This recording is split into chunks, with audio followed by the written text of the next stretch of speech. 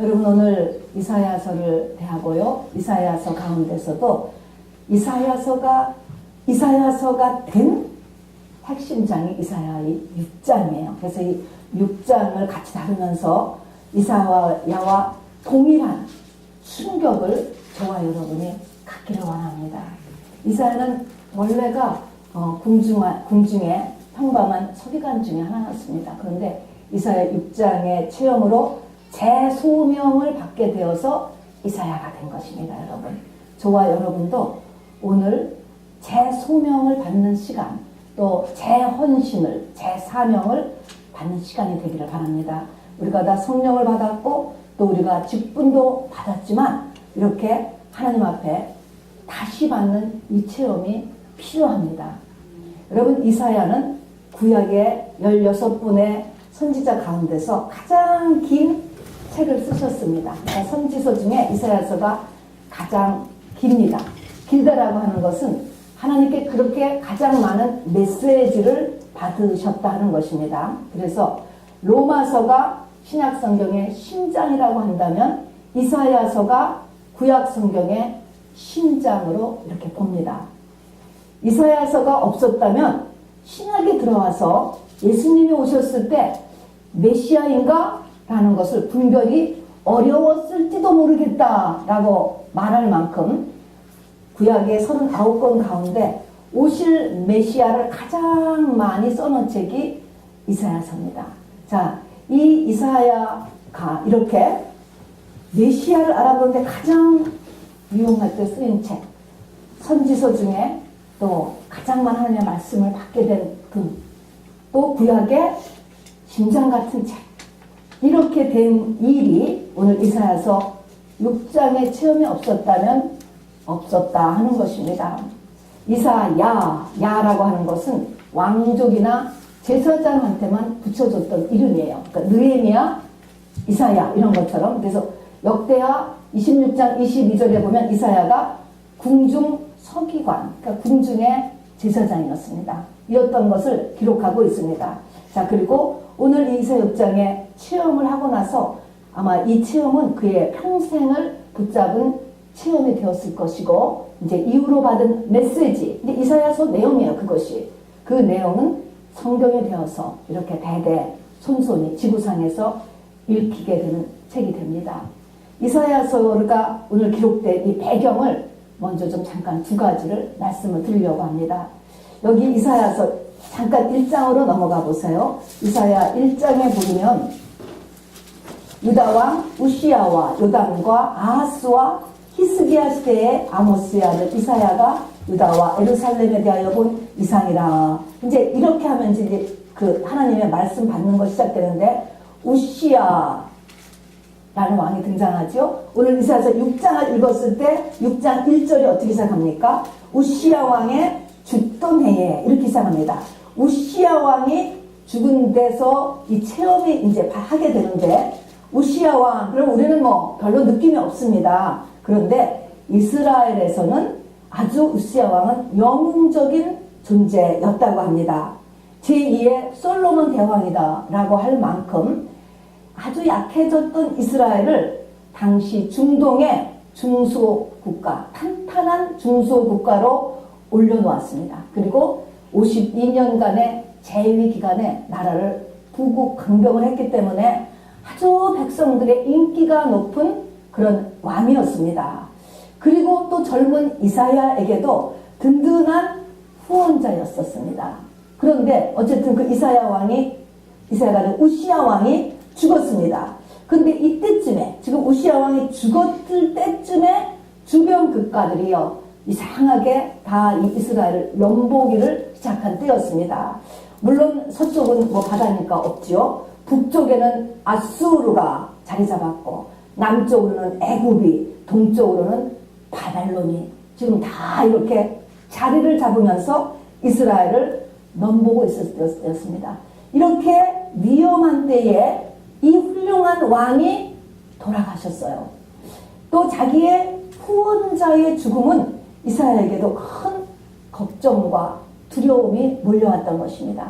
자, 근데 이제 훌륭한 것은 어쨌든 이사야가 그래서 성전에 가서 기도를 했습니다. 그리고 기도를 하는데 바로 하늘이 열리면서 오늘 이사야 6장의 일들이 일어난 것입니다.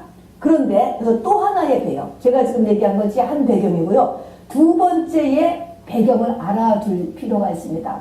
우리가 알다시피 이스라엘이 둘로 나뉘어졌잖아요. 그래서 북이스라엘, 남유다 이렇게 두 나라로 이렇게 유지해 왔는데 마치 대한민국이 북한과 남한이 이렇게 가는 것과 같이 말입니다. 그런데 이렇게 하는 가운데서 북쪽이 망했습니다. 북이스라엘이 망했어요. 에스라 때 망했습니다. 그리고 지금 남유다예요. 지금 이 상태는 남유다의 상태. 북이스라엘은 망했고 남유다의 상태에 지금 이사야가 활동을 하는데 느낌이 여러분 어떻게 반응할 것 같아요? 서로 컴피티티브하게 지내던 한 나라가 망했어요. 망했으면 안 망한 우리 쪽은 어떻게 대할 것 같아? 이러한 사건을 갖다가 어떻게 참 저 윗나라가 잘못하더니 벌 받았구나. 여러분 그렇게 생각될 것 같지 않으세요? 그냥 그렇게 하고 지낼 것 같지 않으세요? 북쪽이 망했다니까요. 북이스라엘이 먼저 망했습니다. 그런데 이제 우리가 역사를 지나가고 나서 보면 그 기간이 무슨 기간이었느냐면 남유다, 남쪽 사람들에게 회개를 요구하시는 기간이었습니다. 여러분 130년이라는 기간이 흘러가는 거예요. 그리고 130년 뒤 우리는 이제 지나고 나서 보니까 알죠. 130년이 지난 다음에 남유다도 바벨론에서 완전히 망해서 북, 남 다 이스라엘이 다 멸망해 버리는 것이 우리가 역사적으로 압니다. 그때 있었다는 것입니다. 그러니까 북쪽은 망했는데 남쪽은 그냥 우리는 괜찮다, 우리는 잘났다 라고 있던 때라는 것입니다. 여러분이 주변에 일어나는 일들이 저 사람은 잘못했고 나는 괜찮고가 아니라고 하는 사실을 우리가 이것을 통해서 또한 알게 됩니다. 자, 그래서 어쨌든 이렇게 이제 기도하러 이렇게 들어갔는데 여기서 이사야가 이제 본 내용이 7가지의 이사야에게 충격적으로 다가온 것을 볼 수가 있습니다. 저와 여러분이 다 이사야같이 이렇게 하늘이 열리는 체험을 다 하셔야지 돼요, 여러분. 하시기를 정말 다 저도 원하고요. 정말 원하고 여러분도 이렇게 하늘이 열리는 체험을 하기를 원하는데 이렇게 직접 체험을 못하면 오늘 이사야가 받은 이 충격을 내가 똑같이 좀 감동으로 받을 수 있게 되기를 바랍니다.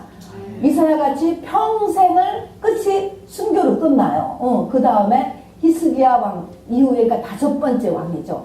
히스기야의 아들이 되는 므낫세 왕에 의해서 톱으로 킴을 당해서 이사야가 죽게 됩니다. 그래서 히브리서 11장 37절 그 믿음의 장에 보면은 돌로 침을 당하고 톱으로 켬을 당했다라고 하는 믿음의 사람들의 모습에 그 톱으로 사람을 두동강에 내서 죽인 게 이사야라고 우리가 전부 다 증거합니다. 그렇게 하나님 앞에 헌신되며 살았고 다음에 세상은 믿는다고 하지만은 이 이사야를 받아들일 수 없었습니다, 여러분. 그런 상태에 이르렀죠. 자, 어쨌든 그렇게 살 수 있었던 이사야의 이 7가지 체험이 저와 여러분에게도 그만큼 내 평생을 끌어갈 만큼 오늘 내 가슴 쪽에 좀 이렇게 박힐 수 있게 되기를 바랍니다. 그러면 이걸 안 봐도 하늘이 열리는 체험이 없다 할지라도 이 7가지의 이사야의 충격이 정말 우리 것이 되면 되잖아요. 과연 얼마나 강에 박힐지 여러분 하나님 앞에 사모하는 마음을 가지고 들으실 수 있게 되기를 바랍니다. 자, 어쨌든 이제 맨 처음에 맨 첫 번째 충격을 보니까 1장입니다. 6장 1절에 본즉 주께서 높이 들린 보좌에 앉으셨는데 그 옷자락은 성전에 가득하였다. 이게 6장 1절입니다. 하늘이 열렸는데 하늘이 열리고서 뭘 했냐면은 높이 들려있는 보좌에 앉으신 하나님, 그 하나님의 옷자락이 성전에 있다라는 것을 느꼈습니다. 여러분 제 옷을 여러분이 보면 제가 있다는 걸 느끼지 않습니까? 벗어놓는 말고요. 그냥 옷을 보았다는 것은 그 사람이 있는 거예요. 하나님의 임재인 것입니다. 첫 번째 느끼는 게 뭐냐면은 하나님이 진짜 있구나. 하나님이 살아계시는구나. 하나님이 보좌에 앉아 계시다라고 하는 의미는요. 보좌는 일하는 곳이에요. 주무시는 하나님, 식당에 계신 하나님, 그게 아니고요. 보좌에 계신 하나님은 일하시는 하나님을 이야기하는 것입니다. 그러니까 살아계신 하나님이 높은 곳에 워킹하시면서 계시는구나. 이것에 대한 확실한 감각력인 것입니다. 이사야는요, 아마도 이때 우시야 왕이 최고로 높은 사람인 줄 알았을 거예요. 우시야 왕이 죽으니까 가슴이 철렁. 이제 우리나라는 어떻게 될 것인가? 나는 어떻게 먹고 살 것인가? 기타 등등 염려와 걱정이 가득해서 기도하러 갔었어요. 근데 우시야 왕이 없어지고 났는데 보니까 그 위에 전체 인류 역사와 나를 주관하는 분이 계시다라는 것입니다. 하나님이 계시다는 것입니다, 여러분. 여러분이 하나님이 살아계시다라고 하는 것에 대한 감각력이 첫 번째예요, 여러분. 에스겔은 포로 수용소에 잡혀갔어요. 젊은 청년이 포로 수용소에 5년째예요. 그럴 때 하나님이 에스겔을 부르실 때도 하늘이 열리는데 바퀴를 봐요. 그 바퀴가 하늘과 땅이 연결된 바퀴가 계속 돌아가는 거예요. 그리고 바퀴 안에 눈알이 가득했어요. 눈알이 가득했다는 것은 모든 것을 다 알고 계시다. 여기서는 옷자락이 보였다라는 것은 하나님이 살아계시다. 똑같이 하나님은 살아계시다라는 거예요.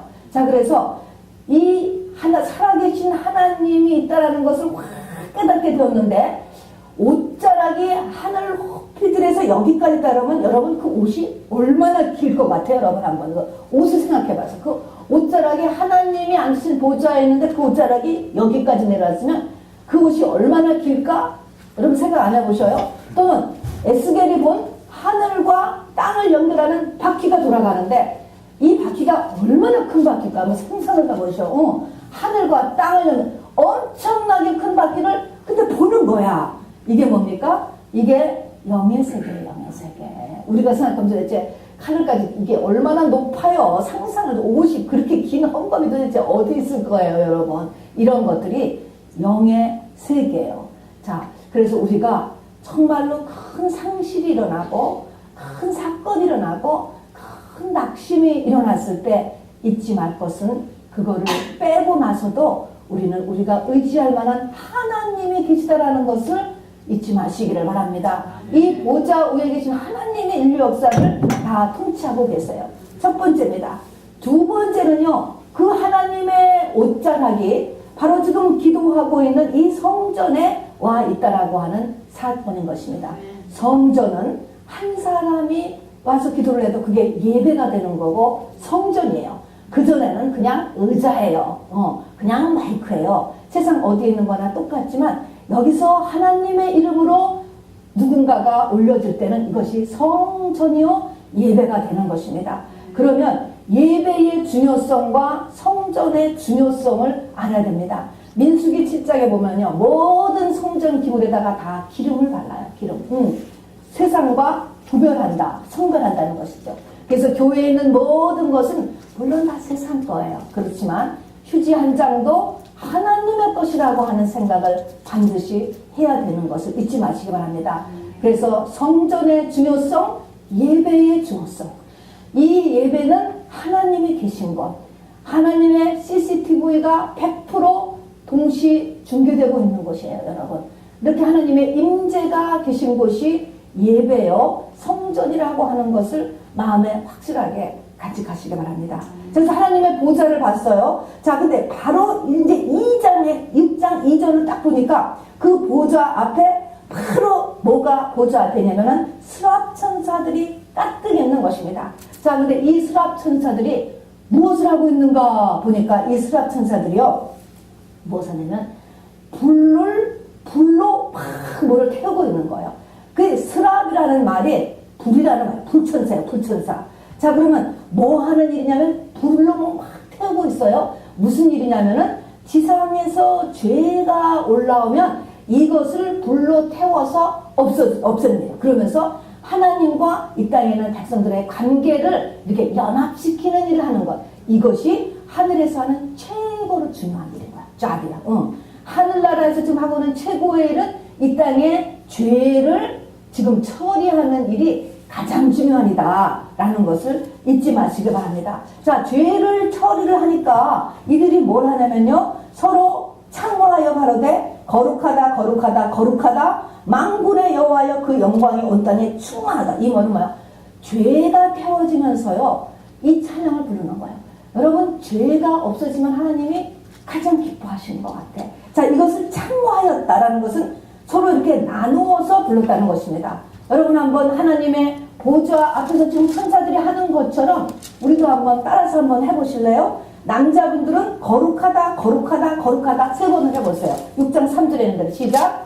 거룩하다 거룩하다 거룩하다. 그러면 여자분들이 또 다른 천사들이 어떻게 했냐면은 만군의 여호와여 그 영광이 온 땅에 충만하도다 라고 화답하는 것입니다. 여자분들 시작. 만군의 여호와여 그 영광이 온 땅에 충만하도다. 이렇게 두 팀으로 나누어서 수학 천사들이 막 찬양을 하고 있는 것을 보게 됩니다. 자, 그러니까 땅에서 죄가 덮어지는 일을 하면 하나님이 굉장히 좋아하시고 그것이 메인 하늘나라의 일이고 그 다음에는 그것에 맞춰서 소리내어서 막 찬양을 하는 것, 이것이 뭡니까? 성령 충만을 받는 방법인 것입니다. 이게 성령 충만해. 그러고 이런 것들이 막 타오르고 시작하니까 여기 그 밑이 어떻게 됐냐고 하면은요, 이 창화하는 4절입니다. 창화하는 자의 소리로 인하여 문지방에 터가 요동하며 집에 연기가 충만하더라. 혼자서 지금 성전에서 이사야가 기도를 하고 있는데요. 성전 문지방에 터가 성전이 지금 막 지진이 난 듯이 흔들렸다는 말입니다. 그리고 연기죠. 연기가 충만한지라. 성령이 너무 충만하면 보인다니까요. 에어가 보이는 거예요. 그래서 지금 성전이 그냥 갑자기 팍 지진이 친 것을 움직이면서 그냥 성령의 충만한 임재가 이렇게 겪게 되었어요. 혼자 있으면서 말입니다. 이것이 성령 충만을 받는 방법이죠. 자, 그래서 이거를 이렇게 보는 것이 세 번째의 충격. 뭐 때문에 놀랐어요? 하늘나라의 최고의 일은 인간의 죄를 없애는 일이로구나. 하나님이 가장 기뻐하는 것은 내가 죄를 발견하는 일이로구나. 이런 것을 이제 보게 돼요. 그런데 죄를 발견을 하면서 이렇게 이렇게 죄를 발견하면서 그래서 동시에 보게 되는 게 뭐냐면 천사들의 모습을 보는 거예요. 6장 2절에 보니까 천사들, 스랍 천사들인데요. 스랍 천사가 있는데 여기 보니까 천사의 날개가 몇 개예요? 6개래. 우리 보통 천사 날개 2개 그리잖아요. 근데 여기 보면 이 스랍 천사들은 날개가 6개네. 6개예요. 그런데 이 6개를 가지고 어떻게 하느냐? 원페어, 두 날개를 가지고는 자기의 얼굴을 가리고 있고 또 둘 날개는 발을 가리고 있고 또 그 두 날개로는 부지런히 날면서 지금 하나님 앞에서 일을 하고 있단 말입니다. 그래서 하나님 앞에서 일하는 천사들의 모습을 이렇게 보면서 이사야는 뭘 깨닫느냐? 천사는 섬기는 자거든요. 하나님 섬기는 자의 자세를 배우는 거예요. 하나님 섬기는 자의 자세는 첫 번째로 뭡니까? 얼굴을 가리는 거예요. 하나님의 일을 열심을 하되 내 공로, 내 의가 나타나면 안 되는 거라는 것입니다. 그래서 내 영광을 가려야 되는구나. 나를 나타내지 않아야 되는구나. 라는 것을 깨달았고요. 그 다음에는 발을 가리고 다녀요. 여러분, 지금은 별로 그런 게 없지만 발이라고 하는 것은요, 서양이나 동양이나 전부 다 좀 더럽고 좀 수하다, 약한 부분을 발로 봐요. 땅을 밟고 발리니까. 자, 온 땅을 딛고 다니니까 더럽다, 좀 이런 느낌을 주기 때문에 어떤 것입니까? 높은 사람 앞이기 때문에 발을 가리운다는 것입니다, 여러분. 하나님 앞에 나갈 때의 자세인 거예요. 잠옷바람에 하나님 앞에 나오지 말라는 것이지요. 이런 식으로 하나님 앞에 나올 때는 하나님을 높은 사람으로 대우를 하는 것입니다. 물론 이것이 뭐 다 편하게 양말 다 벗고 다니는 거 그 편한 일이에요. 그러나 그럴 때가 있지만 하나님을 높은 분으로 우리가 대접하는 이 자세를 나타내는 게 발을 가리고 있는 거예요. 그 다음에는 두 날개로는 부지런히 일하고 있는 모습인 것입니다. 그래서 이런 섬기는 모습은 저래야 되는구나 라는 것을 이사야가 마음에 확 간직하였습니다. 자, 그러면 아까 보니까 이제 이걸 이렇게 보니까 이 천사까지 하나님의 보좌를 보고 성전을 보고 또 천사들의 모습을 보고 천사들이 나뉘어서 막 화답하면서 찬양하는 모습을 보고 그것으로 인해서 성전이 막 지진이 일어나고 성령이 충만한 모습을 보았어. 이제 성령 충만해졌단 말입니다. 성령 충만이 지금 이제 내려왔잖아요. 이사야까지 막 이런 성령 충만한 모습을 봤다. 천국을 보았습니다. 그러면 어떨 것 할 것 같아? 우리 생각은 우리가 지금 천국을 보고 왔어. 내가 천국을 보고 왔어요, 여러분. 하나님의 보좌를 봤어요. 그럼 우리가 언뜻 생각하면은 와, 천국을 보았으면 당장 빨리 유튜브에 올리고 여러 사람한테 I'm so special 그러면서 천국 본 것을 정말 간증하고 천국의 이야기를 하고 그럴 거라고 생각하지 않으세요? 그렇게 반응할 것 같지 않으세요? 근데 지금 여기서 이사야의 입에서 튀어나오는 말이 무엇입니까? 성령이 충만해지니까 화로다 나는 죽게 되었도다 하는 것입니다. 여러분, 죄가 드러나는 거예요. 여러분, 성령의 충만함, 여러분이 하나님 앞에 가까이 갔다, 하나님을 만났다라고 하면 우리 속에 일어나는 반응은 뭡니까? 내 죄를 보게 되는 거예요. 빛이 임하면 내 속에 죄를 드러나는 거예요. 빛이 없으면 깜깜해봐요. 뭐가 있는지 아무것도 모르잖아요. 죄 없다요, 죄 없다. 빛이 없는 사람은. 그런데 빛이 임할수록 자기 속에 죄를 봐요. 그래서 사도 바울이 말년에 나는 죄인 중에 괴수라라고 하는 말을 할 수 있는 것이죠. 자, 그래서 이렇게 성령의 충만함이 일어나고 나니까 바로 이사야가 나는 죽게 되었구나, 화로구나. 와, 자기의 죄가 다 이렇게 막 깨닫게 되었습니다. 그렇죠. 누가복음 5장 8절에도 베드로가 주님을 영으로 만났어요. 신으로 만난 거죠. 그들은 인간 주님으로 만났을 때는 뭐 아무렇지도 않았어요. 근데 주님의 신성이 확 드러나고 나니까 나를 떠나소서 나는 죄인이로소이다. 저절로 튀어나온 거예요. 죄가 느껴지는 건 어떻게 하겠어? 느껴지는 걸, 보여지는 걸. 이렇게 죄가 보여진다는 것입니다. 여러분, 예배라고 하는 것, 성령의 충만이라고 하는 것은요, 결국은 우리의 겉사람이 약해지는 것이 성공하는 예배입니다, 여러분. 카인과 아벨의 예배가 최초의 예배잖아요. 받아들여지는 예배를 하니까 죽었어요. 받아들여지지 않은 예배를 한 사람인 자아가 강해지는 것입니다, 여러분. 덮고 있는 내 자아, 높아진 자아, 인정받아야 되는 자아, 감옥같이 나를 감금해 놓고 있는 자아, 이런 것들이 흔들리고 해체되고 약해지고, 여러분, 이것이 성공하는 예배예요. 그래서 이것을 창조적 파괴라고 하는 것입니다, 여러분. 이것이 무너져야 하나님의 성이 내 안에 들어서는 것입니다, 여러분. 하나님의 사람이 서지는 거예요. 내 자아와 내 속사람이 똑같이 갈 수가 없어요. 하나가 무너져야 무너진 것만큼 다른 것이 올라오는 것입니다, 여러분. 자, 그래서 사단은 어디에 살아요? 내 겉사람, 내 자아에 이렇게 삽니다. 자, 그래서 이 자아에 모든 사단이 살기 때문에 우리는요, 가만히 있으면 본능적으로는 하나님 앞에 나가는 게 싫어요. 엄밀히 말하면 여러분 싫다는 거 알으셔야 돼. 하나님이 어떤 사람을 특별한 인도함으로 끌어당겨서 그렇지 죄인은 하나님이 불편한 거예요. 불편합니다, 여러분. 이 출애굽기 19장에 보면요, 하나님께서 그렇게 말씀해요. 모세 너는 올라오지만 사람이나 짐승이나 보통 사람들은 내한테 가까이 오지 못하게 하라. 내가 그들을 돌격할까 걱정되더라. 본능적으로 죄를 보면은 이 빛이 가는 거예요. 빛이 하나님이 나타나면 그 사람은 죄를 저절로 이렇게 확 느끼게 된다, 이런 것입니다. 그러니까 나를 보려고 하다가 그들이 죽을까 하노라, 이제 이렇게 하는 것입니다. 여러분들이 빛의 사람이 되고 여러분이 생명의 말씀이 여러분한테 넘치면 여러분들을 모든 사람이 다 좋아하고 환영할 것 같으세요? 그렇지 않습니다, 여러분. 이상하게 여러분을 피하고 또 이상하게 여러분을 공격하기도 합니다. 왜 그럴까요? 우리 속에는 이 겉사람이라고 하는 이 겉사람은요, 죄로 인한 방어 메커니즘을 이미 다 우리가 갖고 있어요.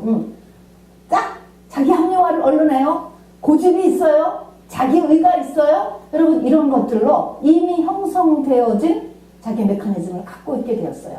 그리고 거기에 살고 있는 애들은 다 어둠의 영들입니다. 귀신들이 다 살고 있습니다. 자, 그래서 이렇게 보면은 이 죄가 가만히 두면 우리를 교회에서 끌어내가요. 빛에서 나를 끌어내가요. 진리에서 나를 끌어내간다라고 하는 것도 우리가 꼭 염두에 두어야 됩니다. 내 마음이 원하는 대로 했다라고 해서 내가 복의 사람이 되는 게 아닙니다.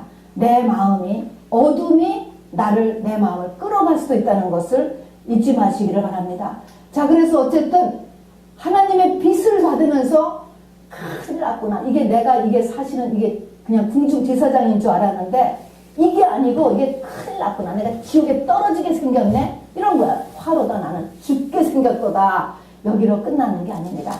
이렇게 고백을 하는 즉각 무슨 일이 납니까? 내가 내 죄를 발견하면 되는 거예요. 발견하는 즉각 제단 숯불로 스랍천 사이에서 입술이 찢어졌다 하는 것입니다. 죄사함입니다, 여러분. 주님의 피가 내가 내 죄를 올바르게 깨닫기만 하면 깨닫는 순간 주님의 보혈이 우리를 덮습니다, 여러분. 그래서 죄사함을 받아야 돼요.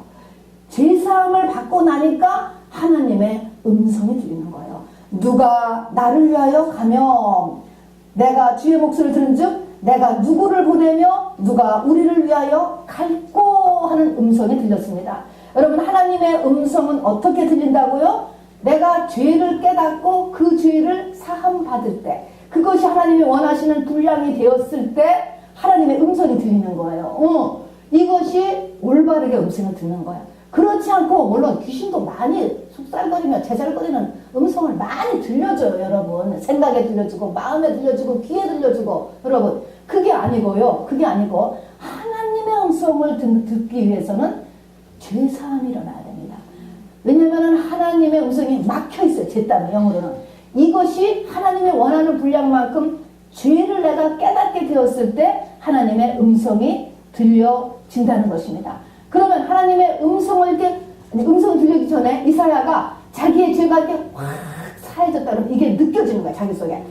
마음이 말할 수 없이 가벼워지고 기뻐지고 이 놀라운 체험에는 샬롬이 일어나는 거죠. 이렇게 일어나면 많이 죄사함을 받은 사람은 많이 하나님 앞에 사랑을 내놓는다. 이 원리에 의해서 저절로 하나님 앞에 튀어나가게 되었어요. 마리아가 예수님이 죽는다는 걸 알고서 바로 옥합을 깼다니까요. 옥합을 깨니까 예수님께서 복음이 전해지는 곳마다 이 여자의 행한 일을 꼭 같이 전해라. 정말로 하나님 앞에 은혜를 받으면 반드시 반응이 나온다는 거, 하나님 앞에. 저절로 나온 내 거를 내놓게 된다니까요. 그러니까 이 선교지 같은 데 가서 10년, 20년을 복음도 전하고 여러 가지 세상적인 것을 공급을 했어도 저쪽에서 하나도 나오는 게 없이 계속 주세요 원한다면 복음이 안전해진 거다. 이걸 깨달으라고 해서 마리아의 이야기를 같이 복음과 함께 전하도록 했던 것입니다. 여기서도 바로 내 죄를 깨닫게 되고 그 죄가 또 갑자기 확 다 사라지면서 이 놀라운 자기의 이런 이 모습을 보면서 그냥 튀어나온 거가 내가 여기 있나이다. 나를 보내소서라는 말씀을 하게 되었다라는 것입니다. 그러니까 죄사함의 충격이 우리 속에 있어야지 돼요. 자, 그러면 이제 마지막 삶을 보니까 내가 가겠다고 이사야가 나섰어요. 그런데 이사야의 사명이 여러분 참 충격이에요. 이럴 수도 있다는 것을 여러분들은 알아두셔야 돼. 이사야의 사명. 우리는 이렇게 놀라운 주의 종이 있으면 이 주의 종이 어떤 주의 종이 될 것 같아? 이 세상에서. 온 세계를 대표하고 온 세계를 이끌어가는 아주 그냥 놀라운 방송계와 막 이 책을 내고 방송계로 굉장한 이런 주의 종으로 클 거라고 여러분 생각되지 혹시 않으십니까? 그게 아니에요. 이사야의 지금 사명을 보세요. 이사야 사명이 너무나 놀라운 것입니다. 어떻게 하냐면요. 여호와께서 가라사대, 이제 이사야의 사명은 뭐냐면 너희가 듣기는 들어도 깨닫지 못할 것이요 보기는 보아도 알지 못하리라 하여 백성의 마음으로 둔하게 하며 귀가 막히고 눈이 감기게 하라.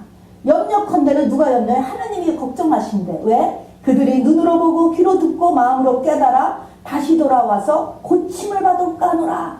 고침을 받는다. 돌아와서 고침을 받는다는 게 무슨 의미예요? 회개할까 하노라. 회개하면 안 된다는 거야. 회개 못하게 하래. 회개 못하게. 그러니까 언제까지 그렇게 하면 됩니까? 그러니까 11절, 12절 뭡니까? 폭삭 망할 때까지, 완전히 망할 때까지 저들을 회개 못하게 하라는 거예요. 그런 메시지를 전하는 것이 이사야에게 사명이었어요. 그래서 이사야는요, 오직하면 어떻게 죽었다고요? 톱으로 갈려 죽었어. 왕이, 같은 하나님을 믿는 나라의 왕이 얼마나 미웠으면. 그래서 이사야 이 책 66권이나 되는 광대한 하나님의 말씀은요, 예수님이 오실 때까지 빛을 보지 못했어요. 물론 이사야 생애에서도 이사야는 빛을 보지 못했어요. 그 뒤에도 700년간을 빛을 보지 못했어요. 예수님이 이제 이사야가 BC 700년 전의 사람인데, 이 예수님이 오시고 나서 예수님이 갑자기 이사야의 예언하면서 이사야의 말을 계속 인용하기를 시작했던 것입니다. 그러면서 12제자들도 이사야의 예언을 가장 많이 인용하셨어요. 그러므로 인하여서 신약 시대에 들어가면서 이 이사야서가 구약의 심장이라는 둥 이런 말을 할 수 있게 된 것입니다. 그렇듯이 이사야는 그런 시대를 살았다는 것입니다. 그런데 여기서 보니까 이사야가 사람들을 회개 못하게 하는 것이에요. 근데 왜 회개 못하게 할까? 사람들을 이때는 뭐냐면 이미 이 남유다의 사람들을 하나님께서 뭐예요? 심판이 끝난 거예요. 이 백성들을 망하게 하시기로 결정이 이미 난 때예요. 그러니까 이미 하늘에서 이 결정이 나면요, 끝난 것입니다. 이제 이 실제적으로 이 땅에서 망하게 하는 일을 감당하면서, 그러나 중요한 것이 있습니다. 나라는 전체적으로 다 망해요. 이제 망하게 돼 있어요. 그러나 이런 망하게 하는 일이 일어났다 할지라도 뒤에 뭐가 나옵니까? 다 망하는데 그 중에 아주 소수가 있다는 거예요. 10분의 1도 안 되는 숫자, 남은 자가 있게 된다는 것입니다. 자, 이것이 하나님의 목적인 것입니다. 자, 그래서 만일에 우리나라가 망하기로 작정되었어, 미국이 망하기로 작정되었어, 우리 집안이 망하기로 작정되었어, 하다못해 나 자신도 하나님이 망하게 하기로 작정을 시켰다 할지라도 우리가 해야 되는 태도는 남은 자가 되는 게 살 길인 것입니다, 여러분. 남은 자가 돼야 되는 거예요. 자, 그러면 그래서 이제 남은 자가 숫자가 있는데 로마서에 보면은 남은 자는 은혜로 택하심을 입은 자다 그랬습니다. 그러니까 남은 자도 하나님이 택해야 되는 것입니다. 그렇지만 이 남은 자의 숫자가 얼마나 적으냐 하면은 이 남은 자는 이제 뒤에 가서 보면은 바닷가에 모래같이 많을지라도 남은 자는 소수다. 바닷가의 모래라는 것에 비해서 절대적인 소수라는 것입니다. 남은 자의 수는 매우 적다라고 하는 것이죠. 자, 이 남은 자가 이사야 전반부에는 쭉, 그래서 이제 이사야는 이 남은 자를 돌보는 일이 이사야에게 주어져 있는 거예요. 그래서 남은 자를, 이스라엘을 망하게 하고, 그 다음에 남은 자를 돌보는 일을 해요. 그런 다음에 이제 이사야의 뒷부분에 가면은 이 남은 자의 이름이 바뀌어져요. 남은 자의 이름이 뭘로 바뀌어지는지 아세요? 이사야 이제 53장이 예수님의 탄생장이잖아요. 54장부터 딱 바뀌어져요. 너무나 정확하고 이게 조직적으로 되어 있습니다. 54장부터는 남은 자라는 이름이 뭘로 바뀌어지냐면 신부라는 이름으로 바뀌어져요. 그래서 54장부터는 어떻게 되냐면 시올에서 슬퍼하는 자에게 화관을 주며, 이제부터는 그 죄를 화관이 대신한다. 이제는 회개가 아니에요. 화관이에요. 다음에 희락의 기쁨으로 그 슬픔을 대신하고, 또 슬픔을 대신하여 찬송의 옷이 입혀지고, 그리고 그는 여호와의 영광을 나타낼 자며, 그는 여호와 손에 아름다운 면류관, 하나님 손에 왕관이 되어서 뿔나라 헵시바나 이런 말이 계속 나오는 것입니다. 남은 자나 바로 신부나 이제 마찬가지가 이렇게 됩니다. 자, 어찌하였든지 간에 지금 이 남은 자 사람을 다 망하게 하는 일이 이사야의 사명이었어요. 자, 그러면 어떻게 하면 사람이 망하게 될까? 어떻게 하면은 회개를 안 하지? 이제 딱 보면 이제 이사야서 1장부터 66장까지 여러분이 보시면 돼요. 그래서 이사야서를 받으실 수 있어야 됩니다. 한번 예를 들어볼게요. 이사야서 1장에 보면요, 그런 게 나와요. 하나님께서요, 너희의 헌금 필요 없다는 거야. 너희의 기도 가증하다는 거야. 가증해. 너희의 교회 오는 거 부담스럽다는 거야. 월수학이나 절기나 내가 너무 부담스럽다는 거야. 여러분, 이런 말을 하면은 이 백성들이 이거 어떻게 하겠어? 회개하겠어? 간도라 그러겠어, 여러분? 어떻게 할 것 같아요, 여러분? 이사야 1장이 그렇게 말을 하고 있다니까요. 부담스럽대. 오지 말래. 오지 말라는 거야. 그러면 이럴 때 여러분이 반응을 잘 하란 말이에요. 그러니까 이런 말을 듣고 다 튕겨나갔어. 다 튕겨나갔다니까. 또 뒤에 가서 하는 말은 뭐예요? 아니, 지금 주변의 나라들이 이스라엘을 좀 엿보고 있고, 당장 얘나 지나 똑같아. 먹고 살고, 내 새끼, 우리 집안의 일이 지금 중요한데, 비즈니스가 중요한데, 천년왕국, 천국, 이게 지금 계속 나오는 거예요. 재림. 무슨 상관이야, 이게 지금. 당장 비즈니스가 문제고, 우리 가정이 문제지. 이게 무슨 상관, 이러면 또 안 된다는 말이야. 이러면 안 되는 거야, 여러분. 그러니까 이사야서의 메시지를 튕기지 마시고, 이사야 메시지를 은혜로 받으실 수 있어야 돼. 은혜로. 그 이사야서가 내용이 그래요. 상관없는 책, 도대체가 상관이 없고, 도대체가 이게 지금 수천 년의 일을 왔다 갔다 하면서 영의 일과 육의 일을 막 같이 섞여서 얘기하니까 무슨 소리인지도 모르겠고, 그리고 엄청 기분 나쁜 얘기들로 가득 채워 있어요. 아까 같이. 자, 그런데 이런 것을 받기 위해서 여러분이 조심해야 될 것은 6장에 이 마음에 튕겨나가서 완전히 망하게 되는 길로 가지 않고 내가 신부가 되는 남은 자가 되려면은 무엇을 조심해야 되느냐? 10절을 보세요. 10절. 이 백성의 무엇으로 둔하게 하며 시작이 뭔가요? 마음입니다. 마음에 따라서 귀가 막혀지고 눈이 감겨진다라고 하는 사실인 것입니다. 이거를 마태복음 13장에 보면 그들의 마음을 완고하게 한다, 이런 표현을 썼습니다. 마음을 완고하게 한다, 마음을 둔하게 한다, 마음을 강팍하게 한다, 똑같은 말입니다. 마음을 여러분 착하고 좋은 마음밭이 되게 하셔야지 돼. 마음을 강팍하게, 마음을 완고하게, 둔하게 이렇게 먹으면 기가 막혀요. 하나님의 말씀이 내 말로 안 들어와. 설교를 들어도 남한테만 적용하게 돼. 이게요, 무슨 말이든지 남한테만 자꾸 적용하는 게 이게 말할 수 없이 어둠의 세력이 나한테 가득 찬 거예요. 말씀을 들으면 누구한테 하는 말이에요? 나한테 하는 말, 나한테 하는 말.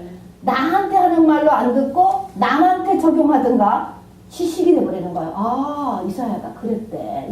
이스라엘 민족이 그게 아니에요. 하나님은 지금 이 시간에 나에게 하시는 말씀이에요, 여러분.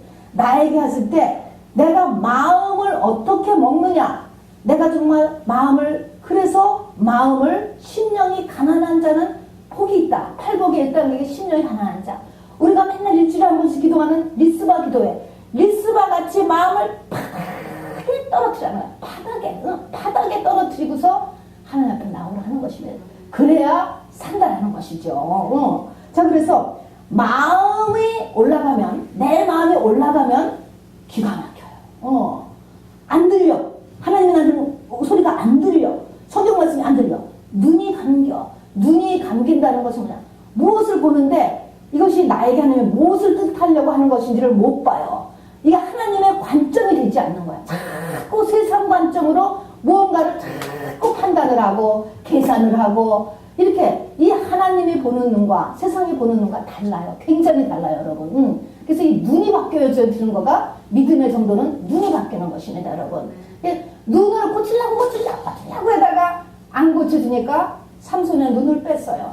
또 이 마지막 남유다가 마지막에 망할 때 시드기야 왕이 눈을 뽑아버렸고서 끌고 갑니다. 이게 다 하나님께서 허락하시는, 그렇게도 세상 관점으로만 보냐, 이런 것이면 하나님이 지금 원하시는 것이 무엇인지, 하나님은 너의 영에 관심이 있는 거예요. 하나님은 너를 살리시기를 원한다라는 것을 잊지 마시기를 바랍니다. 그래서 눈이 감겨.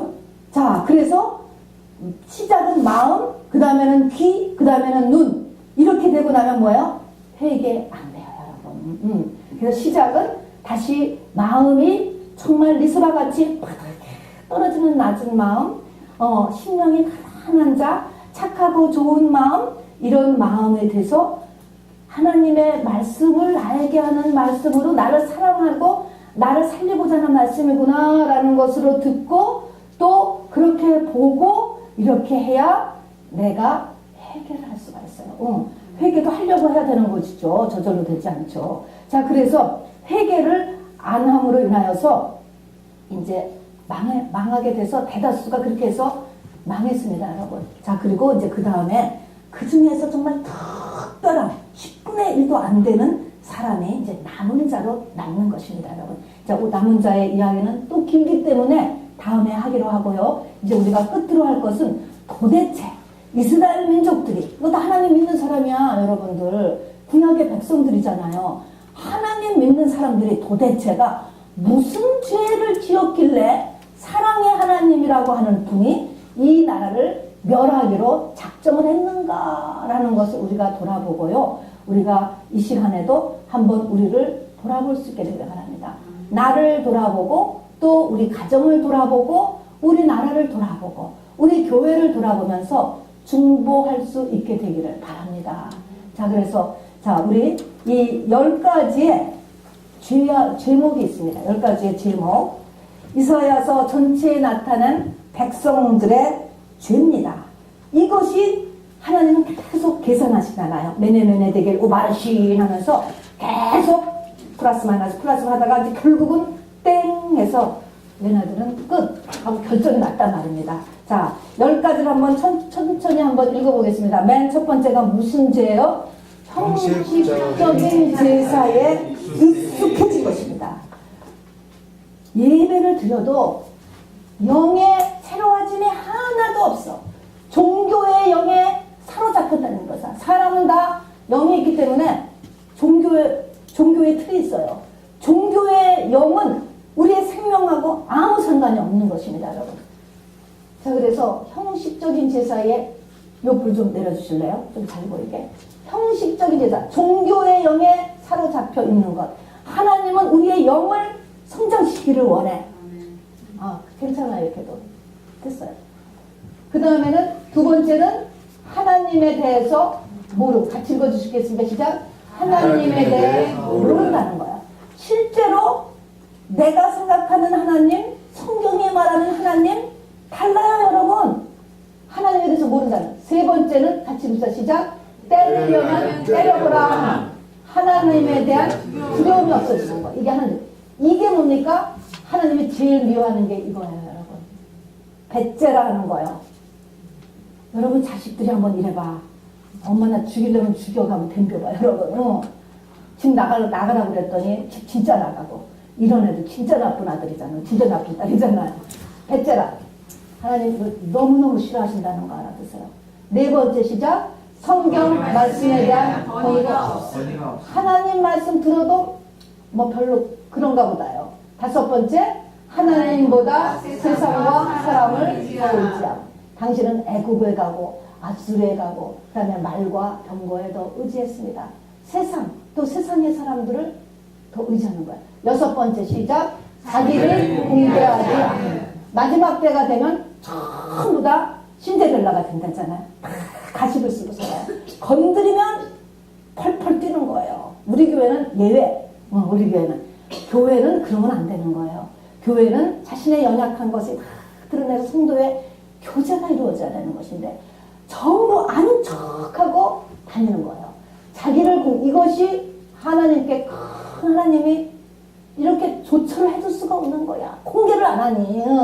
이게 뭐예요? 악한 생각, 자기의 마음, 자기 형편을 하나님께 알리지를 않는다는 거예요. 자기를 공개하지 않는 거. 일곱 번째는 다시 시작. 회개하지 않은.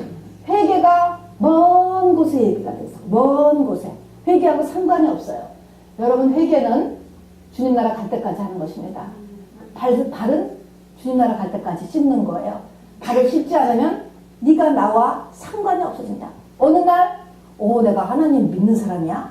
싹 첫사람 다 없어지는 거예요. 여러분 회개는 쫓아다니는 것입니다. 여덟 번째는 시작. 돈 욕심, 술, 사치. 다음에 아홉 번째는 고아와 바보, 약한 자를 이용하고 무시함. 10번째, 힘과 뇌물에 의해 죄 있는 자도 놓아주고 죄 없는 자도 가두는 정의가 없는 사회. 이런 것이 그 당시에 하나님 앞에 다 걸리고 쌓여서 하나님께서 300년 만에 결정을 하신 거예요. 금방 결정을 하죠. 한 번 잘못했다고 된 게 아닙니다. 자, 우리는 이런 일들을 하지 않으시도록 노력해야 돼요. 그리고 이런 일들을 하는 사람에 대해서 우리가 견제할 수 있어야 우리가 세상의 빛과 소금이 되겠죠. 자, 그 다음 화면 좀 열어주세요. 이제는 제사장의 죄가 있습니다. 제사장은 어땠느냐? 1번 시작. 사람의 영혼이 거래하는 상품 품목에 들어가. 이건 마지막 때도 그래서 요한계시록 18장에도 나옵니다. 사람의 영혼이 상품하고 똑같아. 어때요? 사람을 자기 이익의 재료로 삼는다 하는 것입니다. 영혼의 그 성장과 하나님 앞에 쓰는 거에 관심이 없어진단 말이에요. 제사장들이. 두 번째는 평강이 없는데 평강이 있다고 담을 쌓을 때 배치를 하듯 듣기 좋은 말만 해준다. 누가? 제사장이 백성들에게, 자기를 찾아온 사람들한테 그 사람 속에 지금 죄가 가득히 있고 어둠이 가득히 있는데 괜찮다는 거야. 괜찮다. 듣기 좋은 말만 해준다는 거야. 세 번째는 같이 시작. 건성으로 대한다. 우리가 흔히 이야기하는 영혼 사랑이 없다 이렇게 했는데, 영혼 사랑하려고 하면 부닥치니까 안 하는 거죠. 부닥치니까. 교회를 다 떠나버리니까 안 하게 되는 것이 일상적인 거예요. 서로 맞물려 들어가게 돼요, 보통. 자, 이 시대의 역사는 영을 보십시다. 이 마지막 때라고 하는 시대, 멸망이 가까운 시대의 역사, 또 멸망이 가까운 사람, 멸망이 가까운 집안, 멸망이 가까운 나라, 이런 나라의 역사는 영은요, 불감증 영이야. 첫 번째 시작. 불감증은 귀신 역사야. 충격을 안 받아. 여러분, 아무렇지도 않아. 무슨 예언을 받아? 좋은 예언을 받아도 그런가 보다. 나쁜 예언을 받아도 그런가 보다. 여러분, 충격을 좀 받아, 충격. 아무렇지도 않아요. 불감증은 귀신 역사예요. 마태복음 24장에도 말세 증상에 주님께서 피를 불어도 춤추지 않는데, 한쪽에서 피를 불고 북치고 장구치고 해도 아무렇지도 않아, 아무렇지도. 자, 말씀의 불감증, 징계의 불감증. 말씀의 불감증은 성경 말씀이 어떤 말을 해도 끄떡도 안 해요. 다음에 징계, 맞았어. 맞았으면 팍팍 뛰어야지. 도대체 이런 일이 왜 일어났습니까? 작은 거에서도 이게 도대체 왜 이런 일이 일어났을까? 팔딱 뛰어서 고난당하는 자가 되냐? 저는 기도할 것이요. 교회로 와야 되는데 맞아도 아무렇지도 않아. 아까 우리 이사야서 1장을 보면요. 머리부터 발끝까지 하나도 맞아서 성한 죄가 하나도 없대요. 그렇게 맞았는데도 배째라. 이렇게 있다는 것입니다, 여러분. 그래서 이게 뭐야? 징계, 맞는 거에 아무렇지도 않아요. 물론 그렇게 하는 데는 합리화, 내 속에 끊임없는 귀신 역설에서 합리화를 하는 거예요. 또 도망가는 다른 방법을 나이가 항상 마련해 주기 때문에 그렇습니다. 견뎌낼 다른 조치를 항상 해줘요. 그렇기 때문에 하나님 앞에 오지를 않습니다, 여러분. 그래서 우리는 하나님을 피난처로 삼으셔야 됩니다. 자, 우리 이제 기도할 것은요. 아까 요 앞장, 백성들의 죄, 또 해당되는 사람은 제사장의 죄, 리더의 죄, 또 이 시대의 역사는요. 이 세 가지를 우리가 다 이렇게 쭉 보면서 여러분 하는 거 볼 거 없어요. 한 가지만 딱 하겠어요. 성령께서. 그거를 놓고 우리 잠시 같이 기도하도록 하겠습니다.